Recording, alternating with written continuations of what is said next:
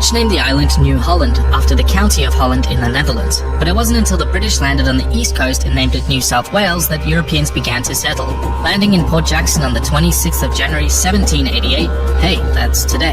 The so-called First Fleet arrived to found the colony of Sydney, with the intention of using the labour of prisoners to achieve wealth for Britain.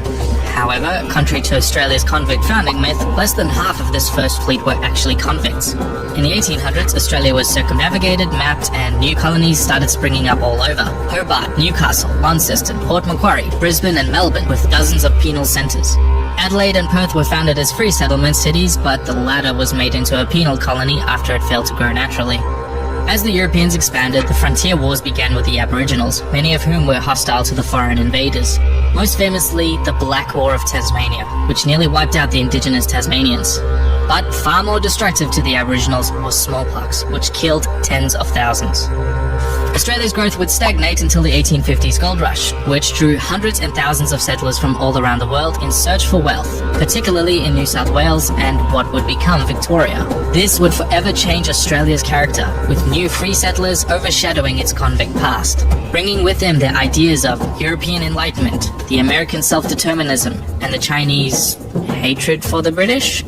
These gold diggers became discontent with the corrupt and badly run colonial elites and rose up in rebellion in the infamous Eureka Stockade. These settlers were beginning to feel a sense of nationalism, that perhaps Australia could be something different.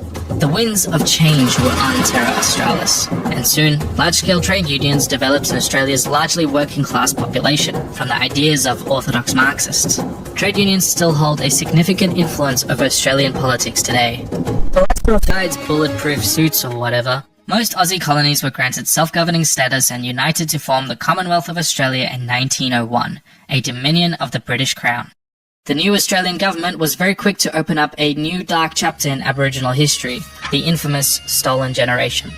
Beginning in 1905, the government began rounding up half-castes, a term which is now highly offensive, and settled them into white families with the intention of breeding out their Aboriginal blood, in a form of cultural genocide.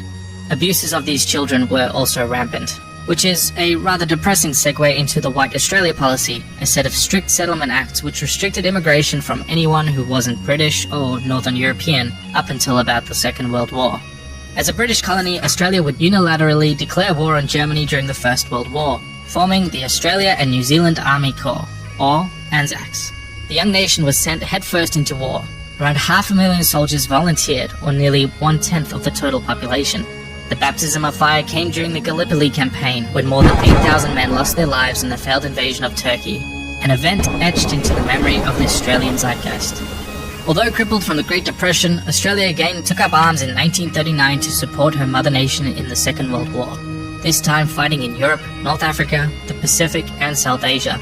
Prisoners of war in Malaya, Burma and Thailand were treated inhumanely by the Japanese, who also bombed Australia's northern coast about 100 times.